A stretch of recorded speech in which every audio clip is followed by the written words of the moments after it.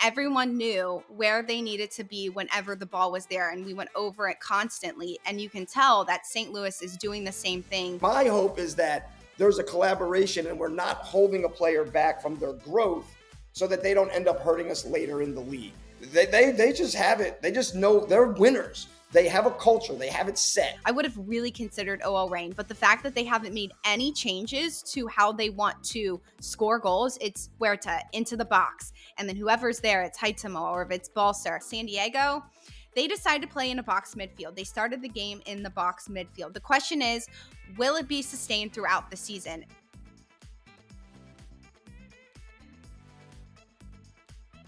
Welcome back into Straight from the Pitch. I'm Anna Whitty, joined by Scotty Schweitzer. It's episode 6, and we have seen the NWSL play and MLS play. NWSL had their first opening weekend this past weekend. But before we get into all of that great soccer, let's start MLS. It was a FIFA window, so we did see some lopsided scores. The biggest one was Atlanta United losing 6-1 against the Crew.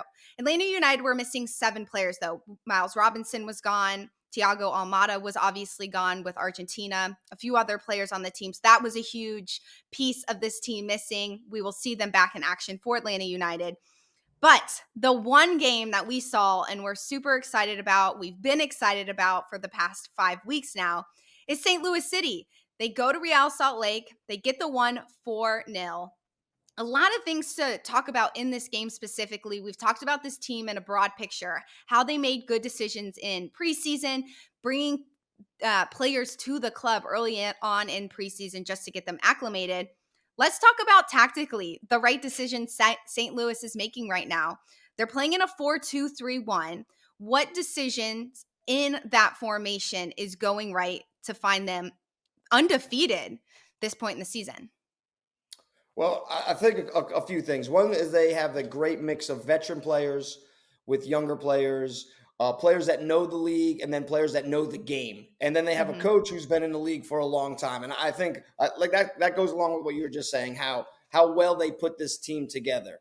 But what they've done tactically is, and you can see it in this game specifically as they have gotten better as the year's gone. But in this game, they go up into Utah, to Salt Lake, and you're talking about altitude, and it's a hard place to play.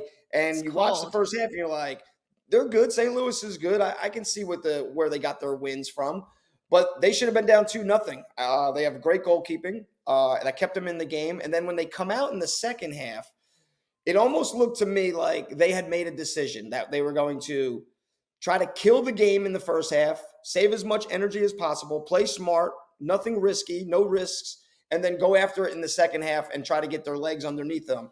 And then they started to do their pressing, and they have this high press. And in the 4-2-3-1, it allows their linking and their yardage and their connections to be so tight. So like when you coach a team, you're coaching basically where to be in certain situational play. And that's the beginning forms of it. And what St. Louis does is they take it to the next extreme. So they get to their spots, but then they're really well trained at their connection points. Whereas if I'm connected to a fast player and I'm a fast player, we can open the space to bait them. We can close the space because we can always recover. So their ability to read each other's strengths and weaknesses in their defensive shape is really, really beneficial to them and really well done. And it looks to me when I watch this team play that they have, 1, a great head coach, 2, an unbelievable assistant coach, and 3, somebody's doing filming with them and helping them on the film to show it to them, because each week they get better and better and they're more precise in all of their movements defensively and offensively. And I think that's what's really the key to them is they are playing a aggressive defensive shape and system in order to get the ball back and be aggressive on offense at the same time. They're not just playing defense to stop goals. They're playing defense to get the ball back. Like they want to play with it. They want to have it. And I thought in the first half, some of their players who like to be on the ball more because of the game and the tactics were the way they were and the game plan, they were getting a little frustrated. And it was real good to see them come out in the second half and all that frustration was gone. And then they started to press the game. And again, with all their work and energy, they're making their own luck because they Mhm. got another ball just pass back. Does not anyone not see this big guy, Brazilian guy? He's 6'3" or something. They keep finding him with the ball. He goes in and then he does what he's supposed to and he finishes it. And he's proven his worth tenfold already this season, whether it's leading the lines defensively or putting the ball in the back of the net. But he is a true leader of this team, whether he wears the captain's band or not. He is a leader of this franchise.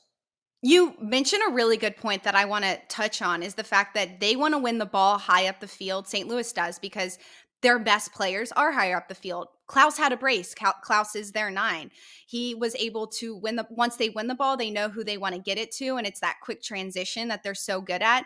And it doesn't allow their defense to be involved. Yes, their defense can be involved, but their best players are on the front line. I also like to mention too, St. Louis is missing 3 center backs right now. 2 of them were in the FIFA window, one's injured. The center back who stood out to me was Lucas Bartlett. He was a preseason trialist. He played for SKC Academy, and he played at St. John's in college. He looked phenomenal in this game. He fit well into the system. You mentioned, though, the way that this team has been coached, and you can tell that throughout practice that they slow down the game and they move the ball around the field. Whenever the ball's in the left corner, where does everyone need to be? We used to do this at Penn State all the time, and I loved it because we didn't have to run. But we'd put the ball at a certain place on the field, and everyone knew where they needed to be whenever the ball was there, and we went over it constantly. And you can tell that St. Louis is doing the same thing to figure out positionally where they need to be, especially when the ball is in the other team's defensive half. So completely agree. And I think it's totally played out. The fact that they got 4 goals in one half, extremely impressive. Yeah, they're real good at, and they're probably first or second because I think LAFC is real good at it too. They are one of the few teams in the MLS that don't play at one speed. They change the tempo of the game. They kill the game, then they speed the game up. Then they keep it at a medium pace, and then they speed it up again. But when they're on defense and someone decides to go, there is no hesitation. They all know that they have to go. It's not like, oh, I don't want to go this time. They are Right. truly playing as a team and doing what's best for them. The last person they better hope is good is whoever's taking care of these boys, because they are going to get fatigued in this league. You played in Utah. It was cold. You already got altitude. Then you're going to go somewhere where it's super hot. Then you're going to get on turf, and you're going to get your legs are going to have to come back.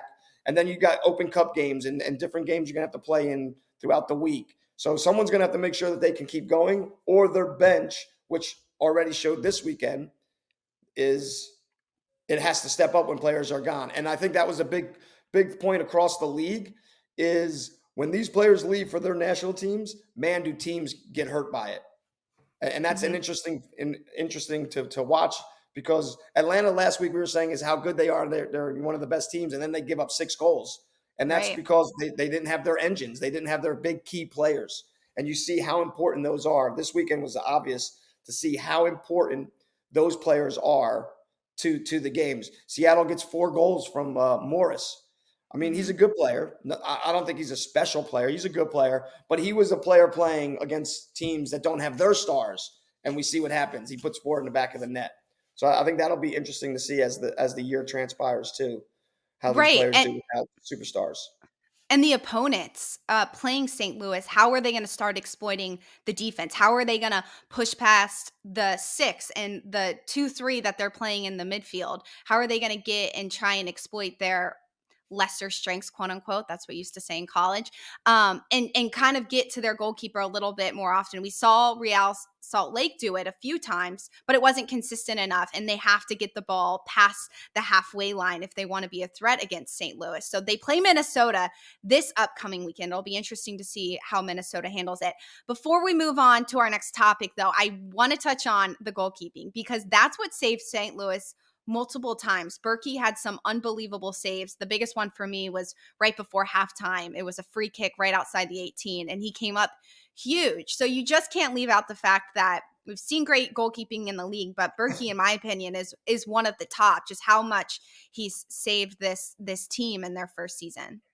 Yeah, I agree. The goalkeeping has been phenomenal. We touched on it on one of our early episodes of the year, but Mm-hmm. it has been fantastic. I mean, there are some games that are a little bit, to be honest, hard to watch, but you know there's going to be good goalkeeping soon, so you're kind of like you're waiting for the big save to happen because they've been amazing. And touching on St. Louis, what the Utah was able to do when they played them was they were able to, you can draw them in with short passing, and it brings St. Louis in, and then the ball is long, but usually long diagonal. So if a team can bring them in because they press so high and they're so tight when they start to press, because they do believe they're going to win it back.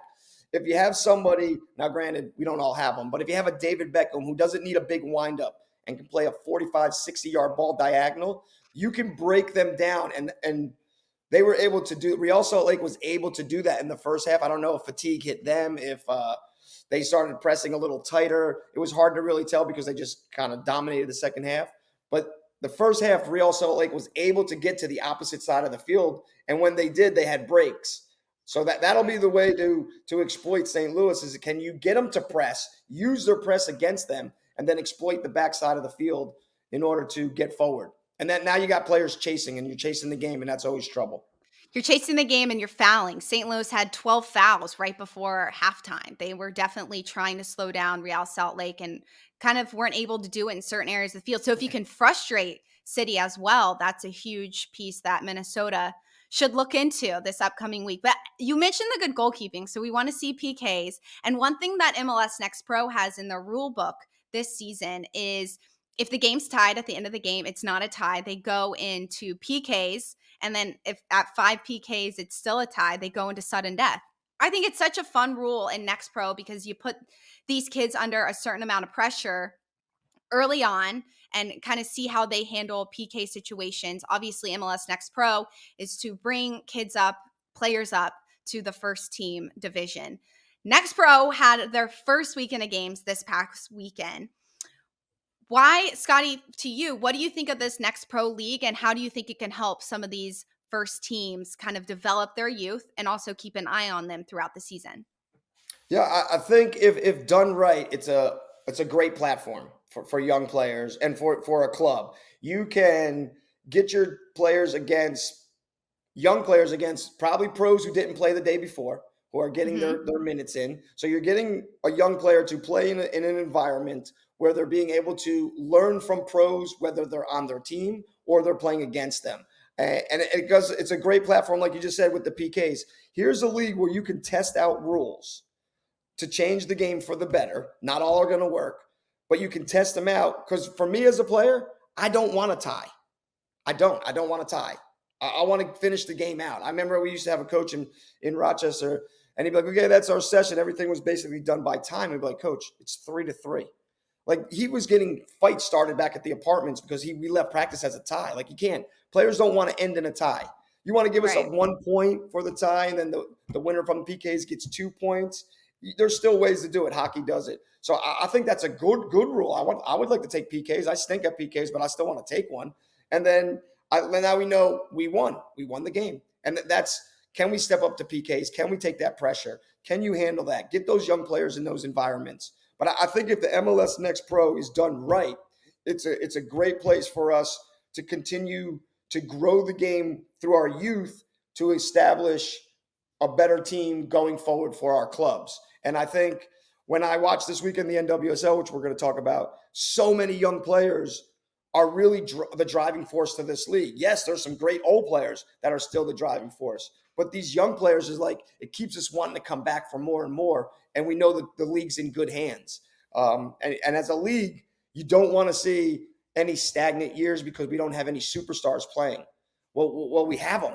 So now we have a platform to see them. And then can we get them into the full team as soon as possible and them being ready to play for the full team? I called an Next Pro game this weekend, and I thought the head coach for LA Galaxy, Marcelo Sarvas, had a really good quote. It was him, or it was San Jose's coach and Dan DeGear. I can't remember specifically, but they said it's such a great middle because you have the 17 academy players, and then there's all this gap, and then it's the first team.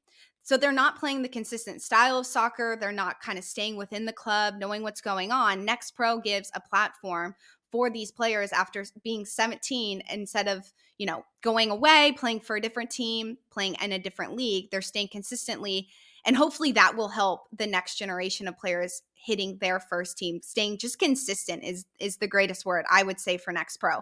Also for Next Pro, the cameras are great. It gives fans of a club an opportunity to see who's the next great thing that's going to be in their club. So it allows for these kids to grow, but also people to learn about them. And it also gives these young players a platform as well to just level up. And I think it also can help just level up the talent in the States when we get to the national team, which we'll talk about the game against El Salvador as well. But it could definitely help be a feeder for the youth in America just to continue to play under good coaches. So I think Next Pro is such a great idea, and it'll be interesting to see how it benefits MLS down the road. The one thing I would be is, and I'm just starting to dive into more of the youth stuff of how the MLS Pro, MLS Next, MLS Next Pro, and all this kind of works. And you have Hmm. um, MLS Next, and then you have ECNL for the boys and the girls, depending on which club's in and which club. And these aren't decisions these players are able to make. They pick their club, but their club is picking the affiliations that they play under. So for me with MLS Next Pro is, what if I'm a player and I'm playing for Portland's youth system, but Orlando's coaching there and the style of play is a much better fit for me. My hope is that there's a collaboration and we're not holding a player back from their growth so that they don't end up hurting us later in the league. Like we need our coaches and our fans and our establishment and our federations to be doing what's best for these players. And that might be, hey, you gotta sell them, you gotta trade them, do whatever you need to do as far as the league is concerned, but don't hold a player back that doesn't fit a system. But that's where he was raised and grew up. Can a Hmm. homegrown player from Dallas end up being a great player for New York?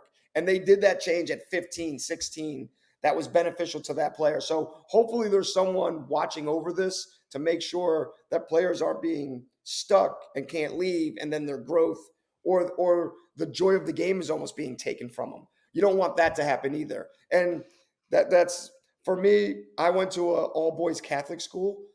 I'm not a great student as far as I don't like it, but the soccer was beneficial for my growth. So, and I was able to go there. If I stay in my public school, like there's no one really that played soccer, I was going to die there as a player. So I had the ability to go somewhere else and find an avenue for me to become better and play with better players and have better coaching. And I was able to do that. So in this MLS Next Pro, is that a chance for these players to do that? That is something that I would have to keep my eye on in the benefit of the player, and I think that would benefit the league in the long run. And I have to do my due diligence as a club to have the best youth coaching staff and the coaches for that MLS Pro team. They're on the same page as me, but I want their ideas to be able to be shared too with players, because that's how we grow the game.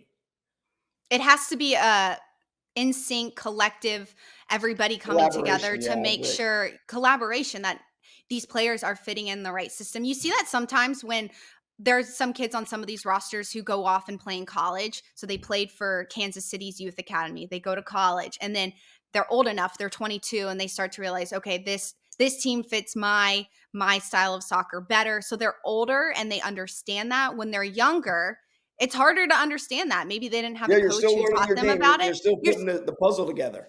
right. And it's not on them to figure that out. It is on the coaches and the system and MLS to figure that out. I do think Next Pro gives them that space and that gap to help them, because it's not the 17 to the first team. It's now next. You mentioned next, and then it's Next Right. Pro, and then it's the first team. So there's so many steps to be made, but this is technically the second season of the league. 7 new teams came into Next Pro this season. A few teams aren't affiliated with an MLS full team. So it'll be good competition. Another rule I want to talk about, Scotty, see what you think about this, that Next Oh, Pro instilled. So I just mentioned the PK rule. They also, if you sub me off, if I am not off the field in 10 seconds, you have to stay off the field for a full minute before I come on. So it speeds up the game and it doesn't allow these players to slow it down. Another rule is too, if you go down on the pitch and you're down for more than 15 seconds and you're not fully injured, you have to come off the field for 3 minutes until you can come back on because you slowed down the game. I Your like team the is down a second rule. man. I like the second rule. The second rule I like. There's too many diving and faking and crybabying already. But the first Yes. rule, like that's part of the game. No, I love it. I love it. You're slowing At it the end of the down. game, we're winning 1-0. It's going to take me, I'm going to, like, we're taught that as players to walk off the field, kill the game, kill the time, Use walk your full off for 10 a minute. seconds. I don't agree with it. I like the second one. I like the second one because you're not going to really fake I don't know. I don't know. I don't like that subbing rule. That's Don't okay. get subbed out, I guess. Don't get subbed out. Don't get subbed out. Don't allow the coach to take you out of the game, and then there's no reason to take your time to step off. I think it's kind of funny. I think you don't see it in the women's game. People do slow down the game in the women's game. Women don't necessarily flop a lot and slow down the game from injury. Maybe they want to evaluate talent, right? They don't want players to slow down the game, so they want to see the entire game, but also just speed it up. Make it different. Make it like fun. I'm sure there's things we can do to speed it up. You know what I mean? But like that one, like let's say I'm the coach and we're winning 1-0 and we're subbing out a forward and he sprints off. I'm going to lose my mind. So like if I'm watching it, like, why is that guy running off the field? That's what an idiot. We're trying to waste some time here. That's why we're subbing anyway at the end of the stupid game. Like no one's subbing a guy in with a minute thinking he's going to help save the day. It's like, I'm going to try to kill 30 seconds right here. Referee's going to only put he's going to put barely any time on the clock. It's going to be great. We're killed. Like to me, that's part of the things that we need to learn as players, especially here in America. We need to learn the nuances of the game. I remember when I used to go and we used to travel with Next Level Academy and play in these indoor tournaments. And if we could get a run on a team, and usually we play this team on the boys' side, San Antonio, out of Chicago, a lot of Latin players. Well, they would always fake an injury and they would kill the momentum. And it was indoor. So then they would then the game would come back and they would get a couple goals and then they had the momentum. And our fans or parents would always be like, they're cheating. And I'm like, they're not. They're doing what it takes to be able to play with us. Because we play this tempo in this style and they play this tempo in this style. So like to me is like there's little nuances of the game that are like they're super important to learn. And that speed up the game, do better with VAR. Do better refereeing. But like now you're killing like parts of the game. Like I want to see we're losing 1-0. It better not even take you a second to get off this field if I sub you out. That's the sprint. We're winning 1-0. I shake hands, I change. Why don't I just keep changing my captain then? Oh, I'm gonna change my captain. Hold on, we gotta change the armband. Like I get the thought process of it, but don't take out certain little laws of the game that are important to understand so you know how to break them to win the game. What is it? Picasso, learn the rules so good that you know how to break them like an artist. Like I think that's a huge part of the game. Like I know the rules so good that I can cheat them and it helps my team win the game. Mm-hmm.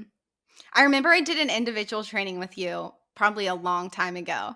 And you taught me that because I played outside defense and to pull down the player's arm. Like if we're running next to each other and their arm is next to mine, don't want to move too far from the mic, bring down their wrist and then they flop and they go ref. And then you let go. Yep. And you have the ball, you win the ball back. So yes. Wrist, hips, there's parts of the body, no matter the size or strength of a player, you can move them around. So I just taught a player last night he's a younger player and he's smaller than most of his teammates. And they knock him around. And I was trying to tell him just when they come in, stick your elbow out and hit him right in the hip. Yes. And they're not going to push you around anymore. One, it hurts really bad. Yep. And two, you feel stronger than you really are because you've hit their weakness. So like that's one of the things, like you got to know all these little tricks to the game in order to win the game. And that goes, like we'll get into it with the US, but El Salvador plays like this. This team plays like this. The French play like this. Like, so we have to change and adapt our style of play in order to beat the style of play that we're playing against and still be the one that dictates the game. Not just we're going to sit back and hope. No, like we're going to do certain things because it plays into their weaknesses. And sometimes their weakness is one of their strengths. And that's a beautiful thing too, to be able to find that, because that really just crushes the team for the next time you play them too. We should put a segment again at some point in this show. Our favorite ideas of things you should do to slow down a game or to piss off your opponent. Like our rate them 3 down to 1. What's our favorite? I think that would be fun. So everyone watching, hold us accountable because we'll bring that one back. You mentioned NWSL, Scotty. We're going to get into it. Match day 1 was Saturday and Sunday of this past weekend. There was some good results. Some teams looked a lot like they did last season. We are going to do a prediction. So if you had to pick a team right now, who would win the NWSL championship at the end of this season and why? Okay, so after day 1, and let me tell you, fans, and you already know, I am a huge EPL fan. I just love the way the game is played in the EPL. The pace of it, the intensity of it, the passion. This NWSL sits right below that for me. It was great. I loved every game. Like I fight. I'm going to be honest. I fight to get through some of the MLS games. I fight it. I'm such a fan of soccer that I can get through them, but it's not easy. NWSL is like, I've already watched a couple games back to back. Like I've already watched the replay just to see little things that it was such a good game. Now you're really trying to break it apart and dissect it and figure out exactly why. But if I had to pick a team after one, I go with the Portland Thorns. They just have it. They just know they're winners. They have a culture. They have it set. It doesn't matter who gets plugged in, who leaves, who comes in. And Sinclair's got to be a huge part of that just because of the role where she sits. Now, they have talented players, but they didn't look like they missed a beat. They just came out there and they just took care of business. They looked good. They looked like they knew how to play. You got players, I don't know if Klingenberg was hurt last year or she didn't play a lot of minutes. And then she's starting and she's, a big part of the game and the way they're playing through the back and coming out. I just thought Portland they look. And now that's who I pick on day 1, but there are some good teams, man. There are some good teams in the NWSL who play a good brand of soccer. And it's good thinking. It's quality tactics. It's quality play. It's great players, established player. I had a great time watching it. And let me tell you, the LA Gotham game was amazing. And Ali Long looked something about her style of play. I just love it. I just love the way she plays. She's like Busquets. She's just 4 or 5 plays ahead of everybody, the way she plays out there. And I'm going to say the soccer gods came back. Sorry, I'm going to bring up the soccer gods. You do not announce your retirement in the season. I don't think you can do it. I don't think you can do it. That's what happened, Krieger. The soccer god said, "You don't do that." Yeah. For context, she rolled her ankle or might have hurt her ankle 10 minutes into her first game against I think LA. the way it looked is, and I didn't look up anything on it, it almost looked like a calf injury. It almost looked like where she was grabbing. And my first game back in the United States as a pro, a buddy of mine was on the team, and we were just fooling around in the locker room, whatever, right before the first game. And he's like, "Hey, I just want you to know, if you ever pull your calf, retire." Because it's like one of the hardest injuries to come back from because it's just there's so much strain on it and pull. And when I was, I think, 34, I pulled my calf, and the next year I retired. Did you take that from him? Did you take his him, advice? I said, "Thanks a lot, dude. Thanks a lot." My calf. Thank God it was 34. I kind of liked her. I'm sorry that happened. Are you still dealing with that? That emotionally. Injury? I hope not physically, though. I don't know which one would be worse. Every once in a while, I do too much on it, and I can feel it. Yeah. Yep. So I kind of liked her because we weren't going to talk about this, but we are now. I liked the idea of retiring early just to get that off your shoulders, and you don't carry the weight of knowing that. You can kind of enjoy the season because it is your final season. Also, there was speculation kind of around her being closer to the end of her career. Her wife retired last year. So I don't know. I feel like I would go back and forth on her retiring early and announcing it. Or not retiring early, announcing her retirement early. I will say this. For me, if I'm telling you I'm going to retire at the end of this year, I have already retired. That's going to be hard. Like for me, as like the guy sitting next to you that is starting my career, man, you better be the hardest working person in practice. Because if you take one play Mhm. off, I'm like, man, get out of here. You already retired. You don't care about us anymore. Like we're fighting for something, especially young players, to keep going in our career to establish something. Like I want to, me personally, whenever I got on a team, like I wanted to end my career there. If it was the first year I ever played soccer, if it was, I had been traded, like I wasn't thinking, what team can I go to next? What's my next paycheck? What's my next? So like for me as a player, and I understand there's other players are different than me, but I don't want to be on a team where you announce your retirement's the end of this year. Like I don't want to know that. I want you to like Yeah. I want you fully invested. Fully. If you are announced that you're retiring, are you truly fully invested? There's got to be a piece of you thinking about what you're getting ready to do. Like that's just me personally. Like I don't like it in any sport where they say, "Oh, this is my last year," and then we go, Yeah. "Great, pool house, let's go. We'll give you every award, and then we got to make a big thing about it in every game." Like I wouldn't want that for my teammates to have to go through that crap, because she's going to get stuff from the other team. The fans are going to like, there's another minute delay. There's another 20 minutes for her to get her a trophy for what she's done in the league, which she deserves. Like, go do better, like in Europe where they do testimonials. Let's do a testimonial game. Let's make it a big thing. Mhm. Krieger deserves a testimonial. She was one of our best outside backs in her prime that the country's ever produced. She was phenomenal.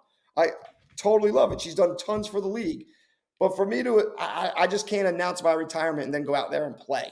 Like when I retired and came here, I coached with Damon Nejas. We coached a PDL team, and he was like, "Hey, you should play." And I said, "I'm not playing.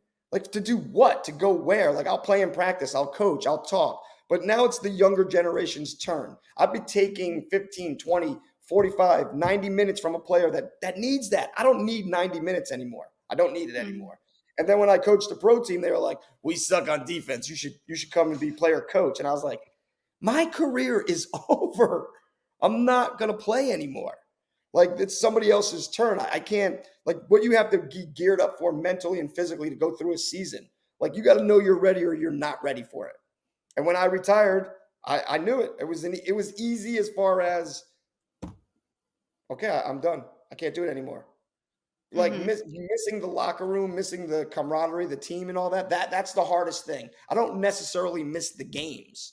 I miss the guys. I miss being in the locker room. So like for me, like I can't say I'm going to retire and then give all that energy for one more year. I've already told you I'm leaving after this. Yeah. It's done. I'm out of here. That's just Yeah. me personally. I'm not saying that that's what she feels or she can't do it. I'm just me as a player. I could never say at the end of the year, even if I knew it the whole time, that was it. I'm done. I'm done. I can't do it anymore. I see what you're saying. I mean, even when I stopped playing in college and I made the decision that I wanted to stop and I wanted to focus a little bit more on school and my career and what my next steps were, I did the same thing. I made the decision and then I told my team, and that was it. And mentally, you move on to the next thing. You're already, like you said, you're already on to whatever is next in your life. So I could see both ways. And you mentioned like the retirement, the testimony game. They do that. I mean, they did that for Carly Lloyd a few years ago. She had one when she was in Gotham. So I know. I don't know. And I don't, it's kind of like it could go either way. And maybe I have this is weird things though. Like I don't get a haircut before a game either. So like I don't yeah, know. I Weird. mean, yeah, that is kind of odd, but I guess I see that. Soccer players are weird with their superstition. I still don't Yeah. split a pole. Like if I were to walk in my house and there's like a pole, or you can't split a corner flag. You have to walk around the Right. entire field. I still do that, and I'm 20 years old and haven't played for a long time. But yeah, no, and maybe for her mentally, it was let's move on to the next thing and just know that this is it, so I can focus solely on this season. But knowing this is the last season, I have to give it all because I told everyone that this was the last season. I have to give it Maybe, all. but yeah, maybe. I just to me Play is to play like devil's advocate. right. Yeah, But now I got to I do all hear this you. other stupid crap that I would not have to do. Like you're going to interview me about, well, what are you going to get into? Are you and Ashton going to do some kind of modeling or clothing line? You're very stylish. Like I don't want to answer that question. I want to answer what we did about the team and what do we need to work on for the next game. Like, but now I'm going to get questions that I necessarily would not have would have gotten if people didn't know I was retiring. Yeah. Like I just added a whole bunch of stuff to my plate, and the season's hard enough as it is. It's a very long season too. Many, many more months left to be played. To head back to the question about who is winning the championship, for me this season, it was hard. I did think about Portland. That win over Orlando was very convincing. So I decided not to go with Portland. I did think about Gotham. They've made so many changes.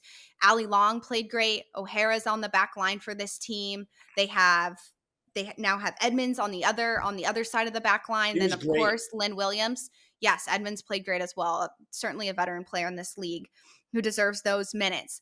I decided to go with the Washington Spirit winning the 2023 NWSL championship.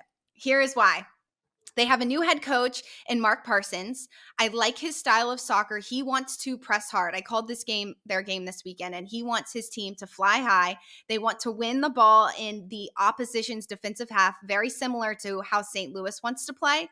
They have young players who have the ability to make those runs, who, once they're 90 minutes fit, can play consistently in high press like that. They have made a lot of changes to their back line, which they kind of worked out a few wrinkles. But you can't knock off Sanchez, Rodman, and Hatch. This is a World Cup year. I've said it before. Hatch has a ton to prove this season. She scored 9 goals last year. She's probably going to want 12 or so this season to prove that she can make the full team for the World Cup. Sanchez and Rodman have great chemistry together. I think the way that Parsons wants to play with them will lead into their strengths. Rodman had a great opportunity. She took full advantage of it. Rain gave her way too much space, and she shot and was a great shot from range. So if you can win against Rain, who made literally no changes, maybe one or two, Sonnet playing their 6, who played well in that role this weekend, I think they're off to a really good start. They have a little bit of depth once the World Cup comes around, but Washington Spirit, in 2021, when they won the NWSL championship, they struggled in September and August. They lost a game because they had COVID. There was a lot of things happening off the field, but they still were able and managed to get the win. And then you got Kingsbury in goal. You can't root against that. I'm going with the Washington Spirit.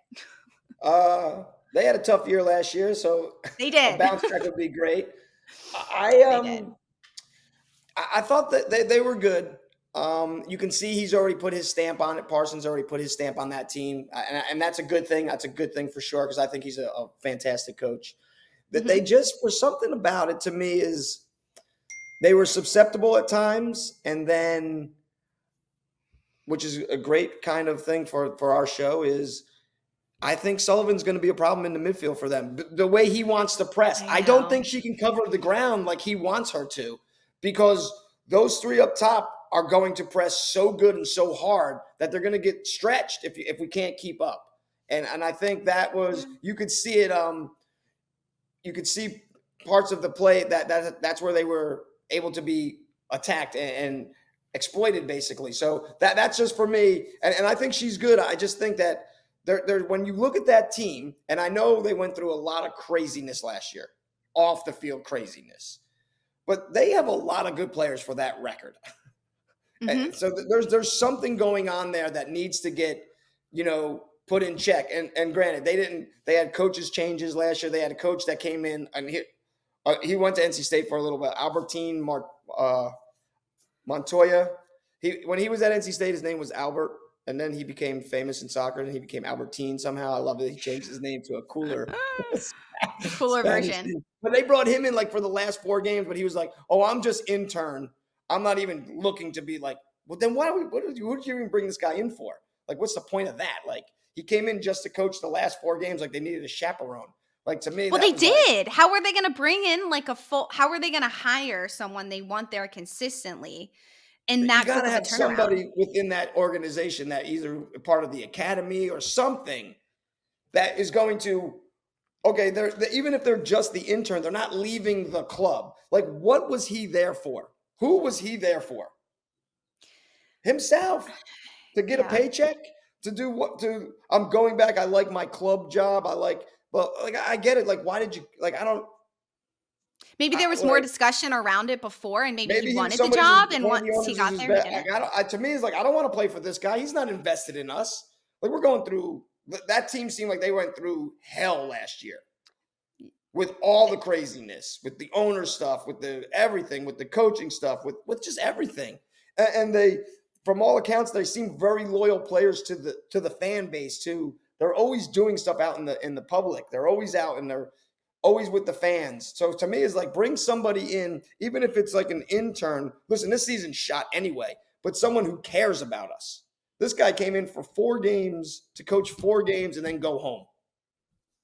He probably stayed in a hotel, probably never unpacked his bag. Like, to me, it's like, I want someone that's invested in it. Maybe there are people a part of the club at a lower level, but maybe there was no one who wanted to take on that responsibility for 4 games, and that was their last decision. I don't know. Another reason too, though, that I should have said that I think that they could win is they are at Audi Field. Like, this is their field. They're playing on grass field. They're not at Segura on this god-awful turf field anymore. Like, Audi Field is where it is. I think that will help them mentally and physically as well. You mentioned it too, because you're right. I don't love Sullivan in that 6 role for the Washington Spirit. But they have Sam Staub on the back line. They do play in a 4-back, and then they put Tara McKeown as her other center back, who is a center midfielder, and she went to USC. She has experience as a player going forward. She's super athletic. Maybe in those instances, she can help close that gap, and Sullivan can live a little bit higher up, which allows McKeown to be kind of that one.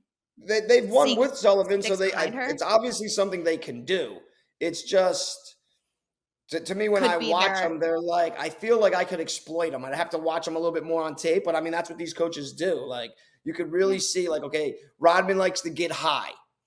She doesn't track back all the time. So we have to be understanding that when she does track back, she's dangerous. She pokes the ball away, gets it back, and we get going. Sanchez can get caught high. So there's a gap right between Sanchez and Sullivan.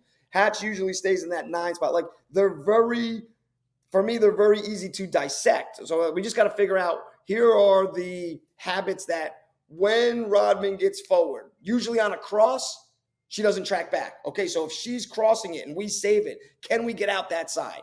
Can we do it? So kind of things like that. I just think that there's a reason that they can win, and there's also a reason they can lose games. And I don't think it's a bad pick. I really don't. You got Parsons. You got some really good, talented players. Now, can they put it all together? And that'll be an interesting thing to watch as the year goes, because you also have the highest paid player in NWSL. Like, there's players that know that. There's players on our team that know that. So, like, if Hatch is just really killing it all year, who's her representation? Like, okay, come on. We're on the same team. I've got 12 goals. She's got 3. How is she making $1 million and I'm not making $1 million? Mm-hmm. Like, that goes all into is, and I'm not saying Hatch is that type of player, but there's going to be players like that. There's going to be players on the other team. Like, let me tell you, when I was playing, if I knew I was playing against $1 million player, I want a piece of that action. I want a piece of that. Mm-hmm. I want some of that. And then I'm going to say to my ownership, I just shut down $1 million. Guess what I need? $2 million. $1,000,001. For context, Trinity Rodman is the $1 million player on the Washington Spirit team. Oh, well, Rain, though, and I agree. I mean, it's hard because there is so much parity in this league, and that's what makes this league fun to me, is you just never know every given week. And it makes it hard to call these games because you're like, this storyline could not even be anywhere near, like, we can't even talk about it because it may have no context, because a player may not start. They may start in a different position they normally don't play. I mean, OL Reign, if we had this conversation last week before NWSL kicked off, I would have really considered OL Reign. But the fact that they haven't made any changes to how they want to score goals, it's Huerta into the box, and then whoever's there, it's Haitamo, or if it's Balser, they're not going to change that up. They're not going to win games. But a week ago, I would have said, yeah, they definitely would have changed that up because they have Harvey, they have Fishlock, they have Lavelle. So we shall see. I wanted to go bold because I'm okay being embarrassed. I was Portland, and Portland really just edged out the team, my second team, because they're Portland. Like, we've seen them do it. We've seen them do it. And not just, they do it consistently. But my other team lost this weekend. I thought LA was amazing. Angel City looked great. Like, I know Gotham won, and Gotham was good too. That was a great game, but like, Angel City has some talented players, like, just floating around the field, like, in all different little spots, and real comfortable with each other, play a good brand of soccer. And again, like, there's another place you go and it comes on TV and that fan base, and you're like, are we in America? Like, it was awesome to watch that game. And they ended up losing, maybe VAR took that from them, but they're the team, like, I'm going to keep my eye on them because they played a really wonderful brand of soccer. And Thompson was the real deal. Holy smokes. She's different. You see her get the ball and you're like, you stand up at any time something special is about to happen. Mm-hmm. And there's a lot of players in the league like that, but she is like, when she takes off, you're like, whoa, that's different. That is like when I first saw Marta back in the day. It was different. It had a different look to it. It was just like, that's unstoppable. That's unstoppable. Mm-hmm. Exciting. She's It's awesome. exciting for the league. It's exciting for the national team. And the fact that we have her in the NWSL, and that's where she is going to learn and grow. She gets to be in her hometown. Bummer she has to go to school the next day, but hey, that's or not happens. Bummer after that goal. I'd be walking in at 6 a.m. No, I'd be walking in at 10 a.m. Like, sorry, I had to go to region. I had things to do. Oh, yeah. So that'll be fun to watch. But before we head into kind of some of the fun things we saw this weekend, let's go to the other coast, or let's go south, right? South of LA, SoCal, San Diego. They decided to play in a box midfield. They started the game in the box midfield. The question is, will it be sustained throughout the season? The box, when the game started, they had Emily Van Egmond next to Danny Colaprico, in front of them, Maggie Doherty Howard, Jaden Shaw, Alex Morgan, and Amira Ali up top. The way that we've talked about the box, it's very central, like in the middle of the field minded. So it's not as much of the width. Last season, San Diego really liked to go over the top to Alex Morgan. They loved using their width with Sophia Jakobsen. So going back to the initial question, Scotty, from your point of view, can this be sustained? And why would they even try something different in the midfield if they have the talent out wide? Well, first game of the season, I'm guessing you know your opponent. You've known for a while. And you're putting in a system that you think gives you the best chance to win. That is my hope, because I love the box, and it is very few teams that can play it. Like, you need four special players to do it. And like we've said, back in the day, they played the box at the Courage. And I've gone to a lot of games. I've watched the games a lot because I'm local here. I do not feel that was a box, but I feel that Riley claimed it to be the box, because in the world of soccer, if a team plays the box, you have a great team and you have a great coach. And I think he was just self-promoting himself, basically. So I don't think that they necessarily played it. So you can't say, oh, well, the Courage played the box and they have this was their results from it. Like, I don't necessarily think that was the box. And then you look at the players they had in there: Sullivan, Mewis, Dunn, and Dabinia. So, like, Dabinia's the last player I would probably play in the box because she's a defensive liability. And the way the box is done at its best form is it's a cube, and it just kind of rotates and spins. It starts out centrally because we protect central first, but it shifts and slides all together. So you're not breaking. It's not like a pendulum. It moves on a pendulum, but it moves as a box on a pendulum. And then because of your player's ability, they can get forward and back. And so you got different players playing the sixes. You got different players playing the 10s. It's basically 4 8s that just can go anywhere they want on the field. And they're really good at reading each other. And they're athletic, and they can move, and they tackle, and they can play, and they can dribble. And this looks like 2 6s and 2 10s. And if they're not willing to get wide, now you got these 2 outside wing backs that are like, oh, hell no, because they have just too much to do. I go forward and then I can't get back? Do I stay back and then I can't get forward? But in a true box, the box will slide and shift out there. So then this outside back on the other side slides and shifts high, and you have a back 3 that's broken off centrally. It's a super difficult thing to do. Now they got a win from it, but they did give up 2 goals from it. It was one of those games that could have went either way, in my opinion. And I think the box but maybe they saw something in Chicago's lineup, something that we didn't know about injury. I don't know that they thought the box would work I mean, she got a result. She got a result from it, so that's a great thing. I just think the box is, man, and then in the box, you need a nasty leader. Like you need a person that if she says it, we're all doing it. I don't even care if you agree with it or don't agree with it. That she has to have like almost a fear factor that when she says it, we do it. Because we all have different ideas in that box of am I going to press, am I going to attack, and that box stays connected and real tight, and then rotates and shit. It is super hard to play. I played in it 1 year with a team, and we only used it sparingly if we were trying to attack on the outsides, and we were doing it when we knew we were better, basically, because we knew that we would lose the ball and there would be spacing, but we could cover it based on speed and athleticism. So we played it basically to attack out wide. And from what I saw, they didn't really attack out wide too much. They were scared to do it. But those are four good players. But to me, is like I don't think those are four players that play in that box. That's my personal opinion.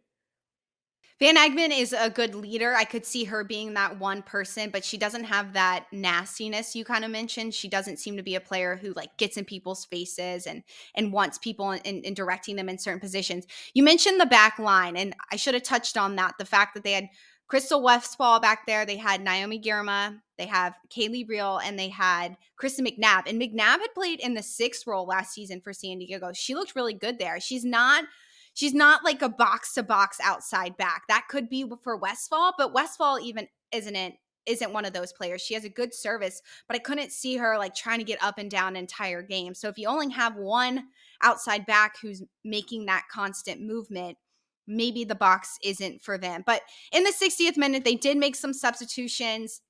They had Sophia Jakobsen come on the pitch, and she played in that outside midfield role. She likes to kind of serve into the box. It could be one of those things too. I mean, you mentioned the fact that the box is difficult to play. So it's the beginning of the season. Maybe they're working on it and they see it as a formation that towards the end of the season they'll have more success in.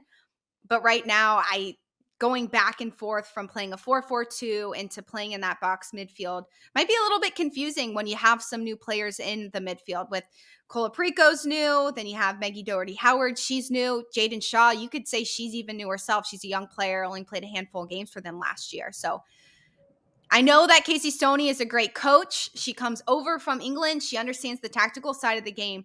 But that's one piece of this league that I'm excited to see what she does with it, because we've seen it before a little bit from North Carolina, and that's really it. Because this league is so highly transitional. Right, and with 12 teams, you're gonna be changing your tactics unless you're Right. just so good at what you are and no one can counter it. Then you just play your style constantly, constantly, constantly. But I mean, you're playing each other so many times, and there's so much film session, and we can get it, and we have time in between games that we can really fine tune our own tactics to play against whoever we want to play that weekend, and we can change it up and try to catch them by surprise, and then okay, we're gonna do this and then hopefully we'll be winning. And then at halftime, they're going to make their adjustments, but that's okay because we know what their adjustments will probably be, and we're going to make. So that's the cool thing about this league, especially when you have so many high quality players to be making these adjustments with. It's a luxury as a coach to be able to have so many different quality players on my one team that I can change to a box in the middle. Can I go to a 4-2-3-1? Can I go to a 4-5-1? Can I go to a 3-4-3? Like it's what makes the league so good. Same with the EPL. You're looking at different lineups every weekend from the same team because they're trying to win games and trying to get their points and trying to stay afloat. And I think that's the beauty. This league is they're all trying to win it. The EPL is some teams are trying not to get relegated. Some teams are trying to be top four. There's different things that they're searching for. Well, with these 12 teams, we're searching for a title. And that's the beauty of how exhilarating the league can be. Mm-hmm. Completely agree. I love this league. I love how it started. We had some excitement. We had Houston and Louisville. There were no goals or anything too exciting happen, but that happens from time to time. And then Washington, I thought was a fun game to watch. You've mentioned the Angel City Gotham game a handful of times. They were able to use VAR, which is so fun that we got to kind of see how it will play out through the season. You could have liked it. You could have not liked it. Doesn't matter. It was still fun to see. Before we wrap up this podcast, we're going to touch on just a light subject. U.S. men's national team played against El Salvador earlier this week. They got the win 1-0. home in Orlando. Not too many changes to the starting lineup. They had some younger players shift on and off the field. I thought we saw a side of Dest that we normally don't see. Thought he was really quick, and he's so good at like changing it on a dime into a really quick and fast player. That was probably the biggest bright spot for me outside of the goal itself. Scotty, what was some good things and some bad things you saw from this team Monday night? Well, we won, so that was good. Yeah. God, if they I, didn't win. I don't. To me, is we won. We did what we were supposed to, and I understand that because you're away for nation, so that puts us into the semifinals. That's fantastic. Mexico the night before had tied, and they went through also. So in the CONCACAF, we're us in Mexico, we're always trying to keep up with each other. I understand that, but for me, I just again, and I'm sorry that it's just not good enough from us. Like when we play the U.S., it looks like when we just talked about it with the NWSL. When the U.S. gets on the field, it's like this is how we play. Well, let's see what happens. And we get a game like that. Like going into the game, we could read all the headlines. It's going to be a scrappy match from El Salvador. It's going to be a hard fought match. Like we know what we're going up against. We know how El Salvador plays. They're in CONCACAF. We constantly play them every year. We're always playing them. That game, we allowed El Salvador, we played right into their hands. Like they high press, they press tight, they keep everything close so they can play out with close passing. Well, we needed to get it wide. We needed to switch the field. We needed to play around the back to get out the other side. It's why Des looks so good. The other reason is, another good thing is, I don't mind this Zendejas kid, the kid that's picked us over Mexico. He's a quality on the ball. Now, I will say this. I mean, he was quality in the first game and not as good last night, but that's okay because he started, came off the bench in the first game for us. But if he plays like he can play and what it looks like in his little spurts, well, we're going to have problems. I think Claudio's going to be making a phone call soon because who are we taking off the field? Somebody's going to have to come off that front three. Like Reyna played a lot during it. But this kid, I thought he did more. He was more effective out wide, and that's where Reyna usually plays. This week, he kind of played in the midfield, kind of more floating towards the central. But we didn't have Tyler Adams. Tyler Adams is going to come back on. He's going to get his armband back from Pulisic. Pulisic's going to play out wide. Our midfield is pretty much set. Okay, so now who is coming off the field? We still need a 9. I don't think Reyna can be a 9. A 9 has to be, in this day and age, nasty. Can take the hits, can take the fouls, can keep getting up, can keep going. He is quality. Reyna has quality. He's not the player from what I see, his body language, and I touched on it before the show with you. He reminds me a little bit of Jay Cutler that played for the Bears. Ho-hum. Life is so tough on me. Like, let's go. Like, get up, get down. Like, I want to be on the field with a player that is willing to fight. Like, I don't know that Pepe's our 9, but the kid he's coming back to prove a point. He's got 2 goals in 2 games. He came back. He didn't cry about anything. He pushed. He worked. He was mad when he missed. He showed emotion. Reyna just floats around the field and just can't believe, oh, man, Zendejas is doing good. Do they think he's better than me? That's just a persona he gives when he's on the field. Like I said, he's clean on the ball. He's good. He has great movements. He has he lulls you to sleep, and then he has a quickness that a lot of players don't have, and it's hard to read. But as far as a team, like we should have done better. We should have known what type of game it was. They're going to be chippy. They're going to foul. They're going to slow the game down. Can we play 1 and 2 touch until we isolate and probably our backs, not our forwards? They know to cover our forwards. They know our forwards. Can we get Des open? Can we get Robinson open? Like for me, that was our back line. That should be our starting back line. Robinson, Ream, and Des. Okay, I don't think there's anybody else really fighting for one of those spots, in my opinion. So then in the midfield, we didn't have Tyler Adams, but we had Musa, we had McKinney, and I think Reyna was in there in the beginning in the midfield because Pulisic was wide, DK was up top, and Zendejas was on the other side. So, like, that's our team. And everybody that complained that Reyna wasn't playing, okay, so let's say he took Tyler Adams' spot, which he probably wouldn't, but let's just say he did. We just beat El Salvador 1-0. 1-0. El Salvador subbed the guy in, and sorry, North Carolina fans, the player plays for NCFC. It's like 3rd division American soccer. Like they were in last place 2 years in a row. They lost their home opener this year. Like they're not a really great team. They're not. Mhm. They're dealing with money issues here, how they want to go and what league they want it to be in. They're more of a feeder system in a sense, hopefully for Charlotte or one of the MLS teams. But they subbed this player in like we should have ran circles around this player, and we only won 1-0. And El Salvador had a couple chances to make it an interesting game. I just think we need to be doing better. They're bringing in players from NCFC, and we're bringing in players from Leeds, from AC Milan that played at Barcelona. Like we have phenomenal players that play for Chelsea. Like what? That cannot be the best result. Like we should have went into that game. We should come out of that game and say, "Boys, that ain't good enough. 1-0. That's not good enough. That should have been 4-0, 5-0." At what point do you not look at the individual players and you look at the system that they're playing in and say, we have these talented players from Leeds, from Arsenal, wherever they're from, and just try something new, try something different, put them in a different spot, try a different formation. And obviously you mentioned the fact that US soccer wants to play US soccer style. They don't want to match El Salvador. But at what point do they just change what they're doing and not change the personnel and see what happens? I think it's a great question, but that would be a question for our coach. I know. It was more of just like a Well, but that's again, what like we I'm get into thinking. I think part of it though is we get into a game and you've heard it as a player. I've said it as a player. I've said it as a coach. If you're waiting for me from the sidelines to make a change, it's probably too late. You're Yeah. seeing things as we play. So one, we should go in with a better game plan. We should, for sure. But then as the game is played out, El Salvador could have done something completely different than we expected. Well, we need to see that instantaneously and make changes. Because to be honest, if you're waiting for me as the coach, don't cry when I sub. Because maybe that's my change. Like it's really easy for me to sit down next to a guy and say, okay, we're going to go in. You're going to take so-and-so spot. You're going to move so-and-so to the left. You're just going to go to the right. This is how we're going to play. This is the change we're making. If you want me to yell it and let the whole El Salvadorian national team know what we're going to do, that's a problem. It's like we need to, as players, make these adjustments as this game's being played. Then I see it as a coach. Coaches up in the booth see it. They make these changes. They make these things done. They're like we talked about St. Louis. They obviously are making changes at halftime. It was 2 halves. Real Salt Lake was the first half.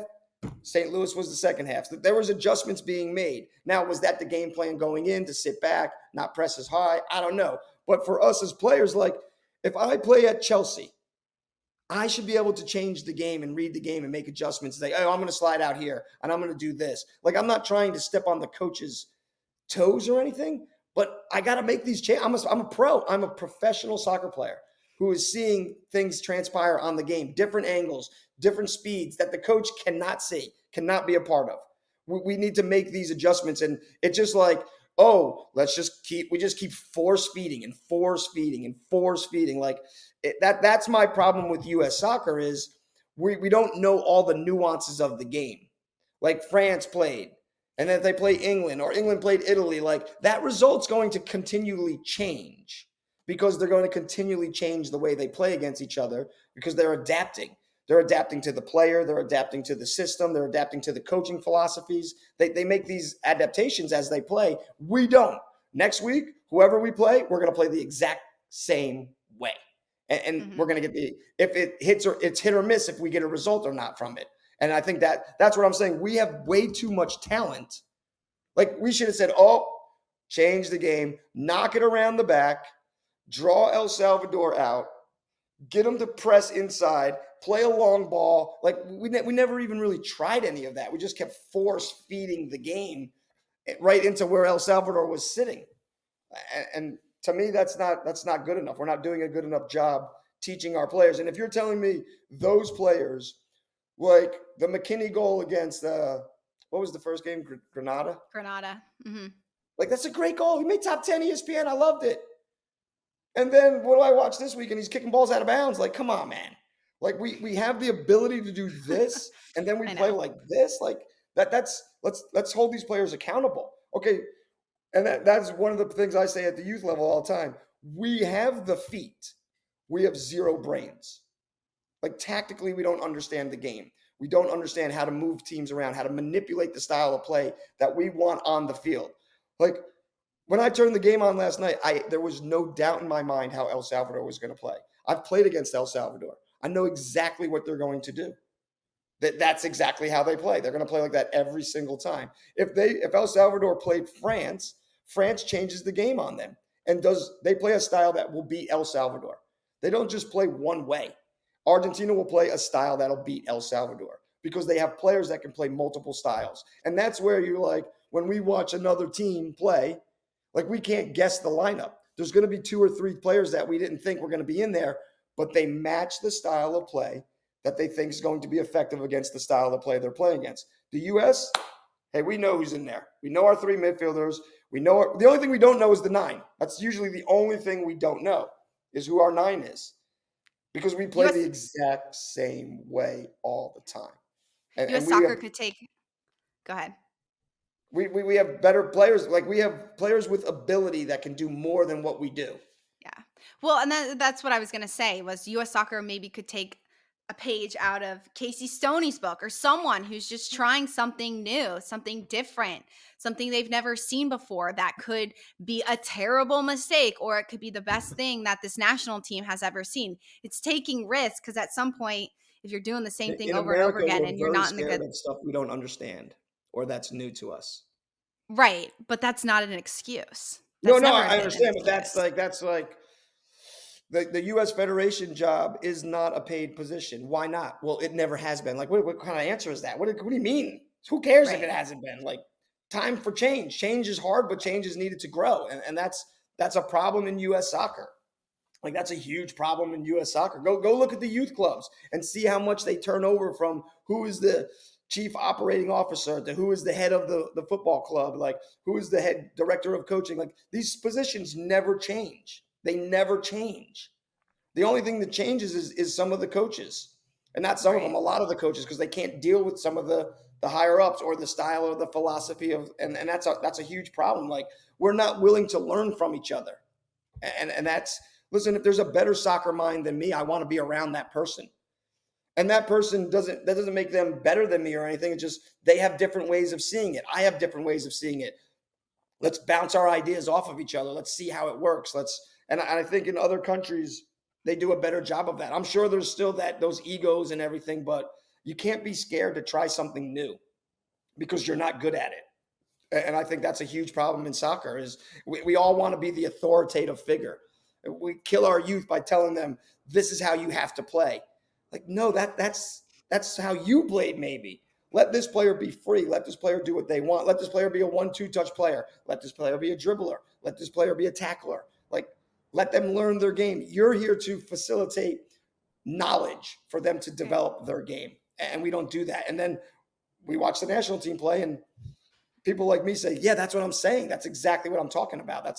We can't play because we don't know in the brain. It's not that we can't play. We're fast, we're big, we're strong, we're skillful, we're technical. But tactically, it's like a track team getting ready to get the baton handed off to them. We're just looking one direction the whole time, one pace the whole time. Yeah. Well, I mean, change certainly never hurts completely. Like it's if you make the change in a game where it doesn't matter and you can make those adjustments, but maybe nobody wants to get embarrassed. No one wants to get their feelings hurt. Like you mentioned, change is hard, but like at some point there has to be something new and different because you can't do the same thing over and over again. Okay, last thing to finish up this episode. Instead of doing Yellow Penny, we're going to do something fun that we saw, that we have, whatever we're bringing to the table. This week, I love stalking players on Instagram and social media. It gives you kind of an insight into who they are as a person, what they're interested in off the field, and maybe what that brings to them on the field as well.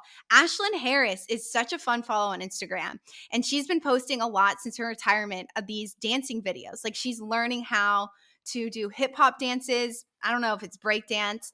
And she's like learned from a certain trainer, but it's so fun to see her kind of do something different, a different hobby out of maybe her comfort zone, something she never got to try because she always played.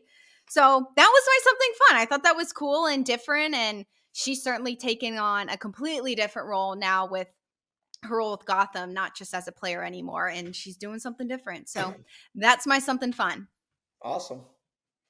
Mine is, I really dive into soccer all the time. So like I do very limited stuff on the outside. Usually in the summer when we're on a little hiatus and stuff, we'll go canoeing and stuff like that. But for me, if you want a little bit into who I am, me and my wife this weekend we had a night where my daughter had a sleepover birthday party, so she wasn't home. So we watched a movie, and I watched A Man Called Otto, the movie A Man Called Otto No. with Tom What's that Hanks. about?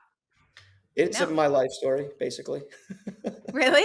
Wait, is that the new movie that he's In in or Yeah, no? yeah, in a sense. Like I've not gone through all the heartache that he has gone through in this movie, but he's basically like miserable because he deals with idiots all day long. It is the funniest movie. He is so angry at people for making like the most like common sense things that they don't do right. Like he gets so angry. That's me now. I'm an old angry guy that like I can't understand when people can't do simple math. I can't understand like when people can't drive their car. Like that's what Okay. the movie's about. He's like he gets angry at everybody because they don't just do what's right, which makes the world a lot easier. So that movie is like, as I was watching it, there's some sad parts, but I was in tears just because I was laughing because that's me. That's my life every day. I'm constantly angry at this stupidity around me. Welcome to America. Oh Yes. God. So that was I don't know if it was cool or not. I just thought it was hilarious that I'm not the only one, obviously, who thinks like that. Someone thinks it and wrote a movie about it, wrote a book about it. So, and he's a Do you great actor. recommend So. it? Oh yeah, I loved it. I thought it was Okay. awesome. Tom Hanks, he's the best. Yeah, he is the best. What else is he's in something new. Was it The Whale that he was in that was nominated for a movie? The I don't Whale not a is huge. the guy that was in Encino Man. I can never. Brendan Fraser. Oh, you're Tom right, you're Hanks right. is. I think it's a book. My wife read it, and then Okay. so we watched it as the movie. I just thought it like it's better than what I said. I mean, but that's a lot of it is how just like he's just Stupidity. he's a smart guy. You know, he lived for his family, for his wife, and then she passes away. I don't want to give too much of it away, Oh, but now he's just like he's miserable because just at least he had her before to talk to. Now he's just like the people like drive him crazy in the world because they just do things differently that he doesn't think is the right way. It's me. okay. It's me totally. It's you. I love it. I'm gonna add it to the list. I'll have to check this out. I'll have to let you know. We'll bring it All to the right. podcast, Sounds let you good. know what I think. Thank you so much, everyone, for tuning in for our 6th episode of Straight from the Pitch. Make sure to give us a 5-star rating on Apple Podcasts. Follow us on Instagram, Twitter, and YouTube at SFTP Pod. Sometimes I forget the second P, so I got to throw it in there. There's 2 P's in there, everyone. So make sure you watch MLS, NWSL, and follow back with us next Wednesday. We are here every single Wednesday. Have a great week. Have a great week.